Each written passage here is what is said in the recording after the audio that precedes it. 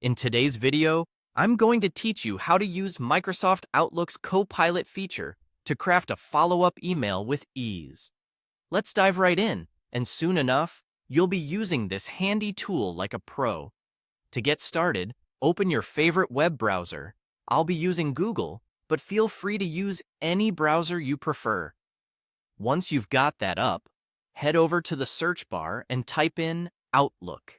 This will bring a list of search results. You want to look for the official Microsoft Outlook website among those results. Give that a click, and you'll be directed straight to Outlook's homepage. Once you're on the Outlook page, you'll want to look for the New Mail option. It's quite straightforward to find as Microsoft places it prominently on the interface. Click on New Mail, which will open up a blank email draft where we can start crafting our message. Here is where the magic happens.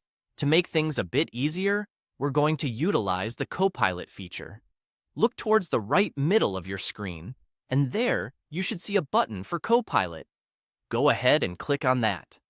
Now with Copilot open, you can create a prompt for the email you want to write. Let's walk through an example together. Imagine you recently sent a proposal on Monday, and now you need to follow up on that. You might type something along the lines of, "Write a follow-up email about the proposal I sent Monday." This prompt will give Copilot the context it needs to draft the email for you. After entering your prompt, you'll need to submit it. Take a look for the Submit button, usually located at the bottom. Click it and watch as Copilot begins to work its magic by generating an email draft based on what you've input. Once Copilot is finished drafting, you'll have the opportunity to refine it further. Let's say you want to add a sense of urgency to your message. There's an easy option to refine the text. Simply look for any suggestions or refinements and select Add a Sense of Urgency. This will adjust the tone of your email, making it more immediate and attention-grabbing. With those refinements in place, your email should be good to go. You can now copy the content of your email draft.